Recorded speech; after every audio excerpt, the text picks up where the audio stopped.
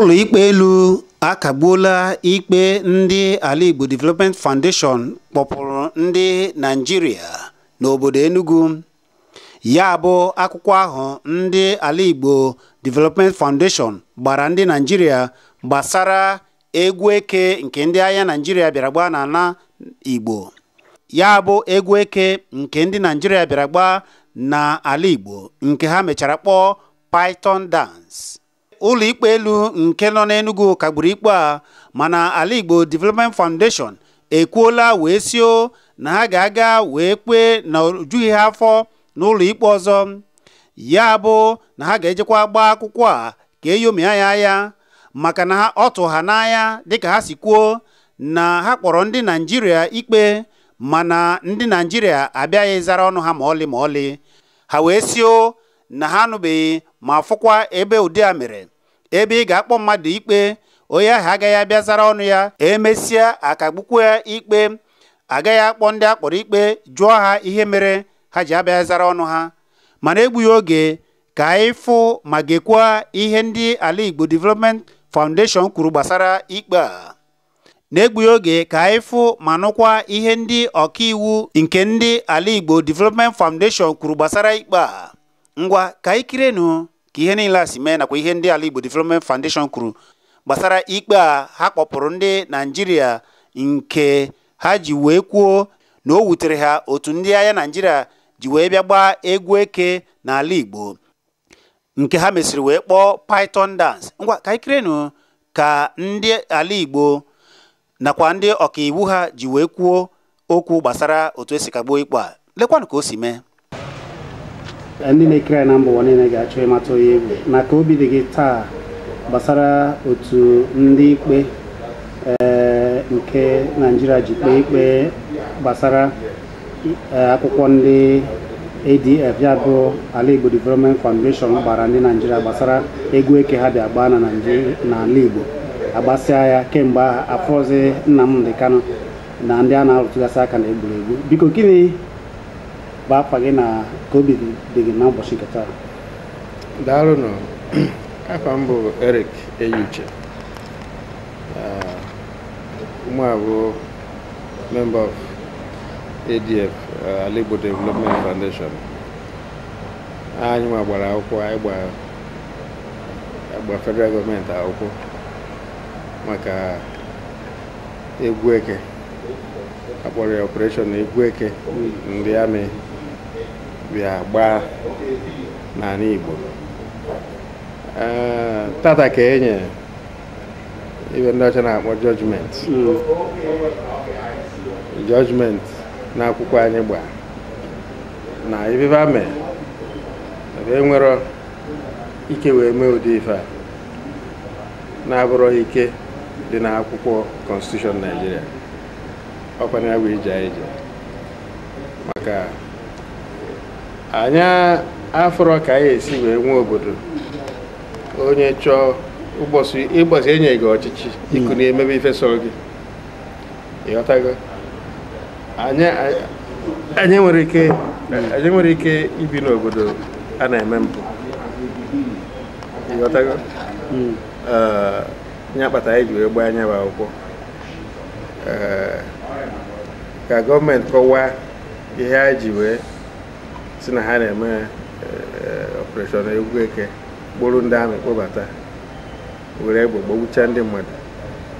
Ọ bụrụ agha ka a na-anọ ebe agha dị bụ n'ugwu Hausa. Onye ọbụla ma nke a ma international community na agha dị ebe a ka enwe ma refugees ma agwụgwọ tigbo wee na-ada eme ebe a ma ọya na-aya, ịghọtago. Be anyị n'ọnwayọ eburu ndị amị bubatara anyị. Anụrụ m na stampụ ndị amị bụ ọbara, ebe ọbụla ha jikwa ọkwa ọbara, ịghọtago. So ihe mee bụ na tata ka enye ya bụ judgment.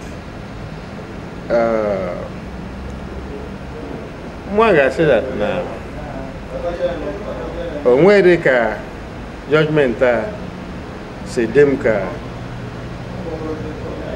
judgment nwere isi maka na afụnụrọ m ebe jọji na onwe ya na ikpe ọbụla a na-ekpe nọkata ọ bụrụzie anyanwa bụ ma lọya gọọmenti ma jọji keso ada eme n'eme jọji suppose ịnọgoro neutral datago mana anyị nwezie jọji bịazi na-edifend gọọmenti n'onwe ya nke a jọji ọ ka esi ekpe ikpe ọ bụrụ ka esi ekpe ikpe meanwhile ndị defendant gọọmenti ha abịakwa court ndị agbara akwụkwọ abịarọ anyị abịabugoro mbụ fa abịarọ nke tata fa abịarọ mana judgment a suppose inye ya na December 22nd December amara m ife ma jọji abịarọ nyanwa ka a gwa anyị na ọta ka enye judgment ọ dịka ihe ma ọsịsọ ịghọtago ọ bịa gụọ ọgụgụ ihe ọ ga-agụ na ibe nghọta ọ kọwa bụ na prezident kwuru na okwuchara ịghọtago ọ bụ na ka esi eme dị na ọbara na uru na na-enwere democratic gọọmenti ịghọtago ọbara uru na na-enwere constitution maka ọ bụ na ka esi eme wezie dikri ndị amị chịbazie ka o doo anya nke anyị nọ na ya maka anyị ama nọ na demokrasi a na-achị anyị ka ndị amị si achị ịghọtago so anyị na-ede ịghọta ihe anyị na-eme n'obodo anyị ka anyị si biri n'obodo anyị ewe ihe a na-arụtụgasị aka ihe a rụtụrụ aka eji bịaba bụ ndị IPOB mana ndị IPOB ejighị egbe ejighị mma ndị Boko Haram na-egbu ndị mmadụ na ndị na-echefu na-egbu ndị mmadụ ha na-eji egbe jide ihe niile mana ihe ndị Igbo ụfọdụ o ji ewute ha bụ na ndị Boko Haram nwa na-egbu ndị mmadụ ndị ejidere ejide a na-ahapụ ha kwụọ ma ụfọdụ ụgwọ hazie ha dozie obodo ha mee ihe niile ma ndị na-eji egbe a na-asị na ha bụ ndị na-akpọtazi ndị na-egbu ha egbu biko kemgbe e mesịrị ihe a ihe ọzọ anyị na-amataghị bụ na ndị ala Igbo Development Foundation ajụrụ ebe Nnamdi Kanu kemgbe e mesịrị na ndị egburu egbu kedu onye ga-akwụ ụgwọ kedu onye ga-akasi ndị egburu ndị be ha obi mana ere eji gbasi anya bụ egwu eke ọtụtụ mmadụ agwago gọọmenti gwa ndị amị ha ji chọba Nnamdi maka ọha bịa bute ọgba aghara bute ọbara bute ebubo tigbo ajụghị ese kedu ebe Nnamdi nọ o nwere ị ga-aza nwe ya na-abụrụ ndị amị bịa ọha nwafonye alas ịghọtago ọha were egbe gbagbucha ndị mmadụ ebe a ịghọtago so ihe gbasa ebe Nnamdi nọ bụ nọ ndị amị akọwa ebe Nnamdi nọ ihe ha na Nnamdi je onwe onye ma ihe ọzọ m chọrọ ka ndị mmadụ ghọta bụ ikwughị okwu ndị Boko Haram na ndị na-achị n'ama ndị herdsmen ndị be anyị niile ịghọtakwa na onwekwanụ mgbe gọọmenti ji si unu na ha nwee interest n'ebe ndị Igbo nọ ịghọtago nọọ enwekwa opportunity ọbụla enwe nnọọ chance imemina ndị be anyị a na-ememina ịghọtago na ebe okwu dị bụ ha chọrọ ka ndị be anyị kwuo pim nọ nke ọbụla enye unu were n'otu ahụ ịghọtago ihe gbasara ma Boko Haram ma ndị herdsmen onwedị mgbe gọọmenti ji si na ha dị interested na ihe arrest ma ndị Boko Haram ma ndị herdsmen maka ma Boko Haram ma herdsmen bụ the same people ofu ndị ha ka ha bụ ofu ha na-arụta aka si na ọ dị ka onye ọchịchị obodo Naijiria na ọ na-akwado ihe dị ka ebumnobi ndị Boko Haram na ndị na-echefu na ọ achịpụta ha ka ha mee ka ala Naijiria niile ọkachasị ala Igbo bụrụ ndị na-akụ Islam na ya bụ Islamization n'uche nke gị kedu ka isi fụ okwu a Islamization mụnwa ihe gbasara Islamization ya bụ ka ndị be anyị niile ghọrọ ndị Islam ndị Alakụba ihe gbasara ụka na Alakụba I believe nnọọ ihe gbasara mmadụ na mmụọ ya ịghọtago sọsọ ma ejizi ike wee si na ihe akpụ isi n'ala ya bụ ụdị ihe eme oge ebido slave trade wee tọọ ndị be anyị niile to Christians maka ndị be anyị abụbụrụ Christians so ọ bụrụ na ụdị ha ka a na-aplan ime well ọjọka maka na nwere mmadụ enwero right ịfọsụ mmadụ ibi ya ya bụrụ ife ọ na-achọrọ ịbụ ịghọtago o nwere ike ọ bụrụ na plan ihe Islamize mana mụ amarọ ihe gbasara Islamization ọ bụghị ebe interest m dị maka ebe uche m dịgodewo ka ewegodi constitution Nigeria ebe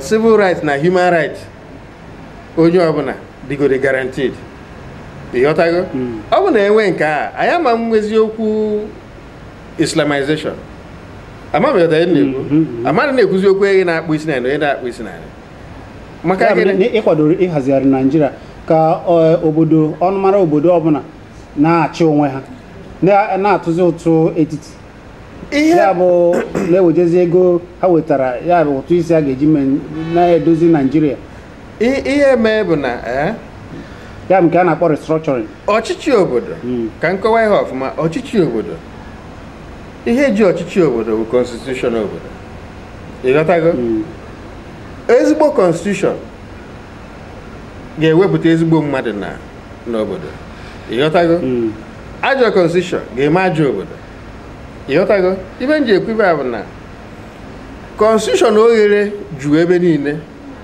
ka a na-arụ arụrụ anị obodo ga-eproduce n'ụsọsọ ndị arụrụ anị ịghọtago constitution na-enwe ike guarantee human rights and civil rights ndị bi n'obodo ahụ adịrọ mma because na ọ ga-eme ndị mmadụ atụba egwu ịghọtago ọ ga-eme ndị mmadụ ama nwee respect for government ọ ga-eme ndị mmadụ ama nchọzi ibi n'obodo ahụ maka onye ọbụla na-achọ ebe dị ya mma ka o jebiri ịghọtago na ịfụ na ndị mmadụ na-arapụ obodo jebe Amerịka jebe London a na-ejekwa mbụ na ebe fabi adọrọfa mma n'obodo dị mma bụ na constitution dị mma ọ bụ na constitution guarantee human right mmadụ na mmadụ nwere otu a na-ekwu okwu na nwere right ikwu okwu ka o si masị gị ka o si chọọ ịghọtago ihe mbụ n'obi ịghọtago ọ bụ na ụmụ ya ndị adịrọ ya bụ na mmadụ ebirozinu ịghọtago onye bụ ka a na-akpọnụ slavery ịghọtago because mmadụ dị ndụ o nwegasị right ọ suppose inwe isi ya bụ na dịka ihe a na-ekwu Biafra na ikwe ihe na Biafra nke bụ na m ekwere Biafra bụ mmụọ Biafra bụ mmụọ ndị Igbo maka na ị na-ekwu iwu ga-ejikọta ndị Naijiria ka iwu ga-eme ndị Igbo ahazibazi onwe ha na-ahazi onwe ha na-achị onwe ha kedu nke achọrọ ka ịghọta ihe ọfụma Biafra bụ afa ịghọtago mana n'ime Biafra na onwe ya bụrụ mmụọ ịghọta ihe na-ekwu now another thing ịchọ ka ịghọta ọfụma Nigeria as a country nwee ike ịbụ Nigeria nke anyị na-afụ bụ Nigeria different regions lọrọ onwe ha maka na-azakwa Nigeria onye ọbụla lọrọ onwe ya each region nwee ike na-atụtụ ụtụ to the central otu West Africa si biri enwe Cameroon nwee Nigeria nwee Ghana emechaa na-atụ ụtụ for ECOWAS ịghọta na-ekwu ọ na-exist kwa like Nigeria. Ama m ghọta ihe na-ekwu. Ịchọ ịkpọ ọnya ana Igbo, ịchọ ịkpọ ọnya Biafra, ịchọ ịkpọ ọnya obodo dike, ịchọ ịkpọ ọnya mara ana Igbo, mmụọ ọnya, mmụọ Biafra bụ mmụọ ndị Igbo. Anụ mmụọ ya na-ekwu okwu ya bụ mmụọ nye ndị Igbo efe kafa zụọ afịa, kafa mee ife a ga-emenwu bụrụ mmadụ. Dịka omenala ha si dị. Dịka omenala ha si dị. Ọ bụrụ ọchịchị ị ga-asị ya na ọ ga-adịrịrị otu a na ọ ga-adịrịrị otu a. Ịghọtago? Ị ga-enye mmadụ aka ọ ga-eji wee chibe onwe ya, hazie onwe ya, wee nyerekwo ndị ọzọ aka. Ịghọtago? So Nigeria na-ekwu okwu ya. Ọ bụrụ ụdị Nigeria nke a, ọ bụrụ ụdị Nigeria nwekwa afa. Ama m ịghọta ihe na-ekwu. Ọkwa ndị ọcha chịkọtara ndị obodo dị iche iche wee kpọzie Nigeria. Ọnya bụ ihe a na-akọwa. Ofu ihe a ka anyị na-ekwu. Dịka ha si bido na 1914. Ofu ihe a ka anyị na-ekwu. Chịkọta ndị a.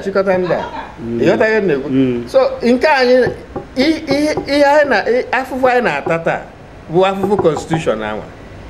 Maka constitution Nigeria anwa a ga-edozi ga-enye ndị mmadụ ike ichi onwe ha ka ha si chọọ. Ịghọtago? Ma na-atụ ụtụ eji enedo ma security ma ihe ndị ọzọ. Ịghọtago? Ọkwa na ya ka a na-ebido n'afọ 2019 na-abịa abịa a chọrọ ibibia ya aka tụba ị ga-achị Nigeria. Ụfọdụ obodo ndị Yoruba ekwuona na ọ bụrụ na a hazigharị Nigeria dịka isi kwu ugbu a ka onye ọbụla nọrọ na ogbe nke ya na-ahazibe ya na-atụzi ụtụ etiti na ha agaghị enwe ihe gbasara ha na ndọrọ ndọrọ ọchịchị. N'uche nke gị ọ dị mma otu a ka kedu ndụmọdụ ị ga-enye ndị Igbo? ADF bụ organization mụanọ ya. Anyị nwere akwụkwọ anyị dere gbasara ka ndị Igbo esi wee bi. And ihe dị n'akwụkwọ a adịrọ iche from ihe ndị Yoruba na-ekwu. Maka Nigeria tata with constitution a ọsọ gị kpọrọ amara onye yi akpọ. Ọ bụ asị ụfọdụ si akpọgodo Jesus Christ. O nwere ebe a ga-achịpụta na ya. Ịghọtago? Na the problem enwe with Nigeria constitution Nigeria. Ịghọtago? Na constitution a na-eji aka ekpe. Ịghọtago? Constitution oghere juru ebe niile, oghere eji arụ ana na-eme mpụ. Ịghọtago na-ekwu? Anụ oghere adịa bụ na ma izu ori onwe ha ga-eme gị. Ịghọtago? So no nsogbu enwe bụ the constitution. Mana otu ndọrọ ndọrọ ọchịchị na-achị ugbu APC ekwuona na ha chọkwara deregulation ka ewepụtago ya, mana kemgbe ahụ ewezo onye kwusie ya ike. Asị maka ọ bụ na ihe ha bi n'obi ya ka eke ebu ụzọ bido mebe oge ha bata n'ọchịchị. Mana oge abata ọchịchị ihe ha ebu ụzọ mebe ịgbagbuwe ndị mmadụ. Ịghọta ihe na-ekwu? Maka ọchịchị a bụ ọchịchị ọbara. Ịghọta ihe na-ekwu? A sị na ọchịchị a ga-akwụsị ndị Boko Haram. Maka na ebe a ọ ga-akwụsị mpụ na aghụghọ. Na-akwụsị mpụ na aghụghọ. Nke a na-ezu kịta akazi nke mbụ. Ịghọtago? Ofu ihe a ka m na-ekwu na constitution a adịrakwa ya. Oge ka anyị na-ewezi na-ekwu okwu ndị ndọga ndị politician. Mana onye isi dịka ọ dị ugbu a, kedụzie ka ndị Igbo ga-eji wee zọta oke ha? Anyị nwere ndị na-achị ala Igbo dị iche iche. Icheta tupu agba egwu eka, ndị isi na-achị ala Igbo dị iche iche mere nzukọ, kpọọ Nnamdi Kanu nzukọ, mee ihe niile. Ha bụrụ ndị ọzọ bụ ụzọ kwuo na IPOB na abụ ndị ọgbaghara na ha achọzi ya n'ala anyị. Ọ dịghị ka ndị Igbo ga-emegide wee zọta oke ha na Nigeria? Abịakwana ihe a na-ekwu. Ndị anyị na-akpọ afa na-achị anyị. Ọ na-achị anyị under the Nigerian constitution anyị nwe as of today. Ịghọta ihe na-ekwu? So ọ na-azọgide oke nke ha.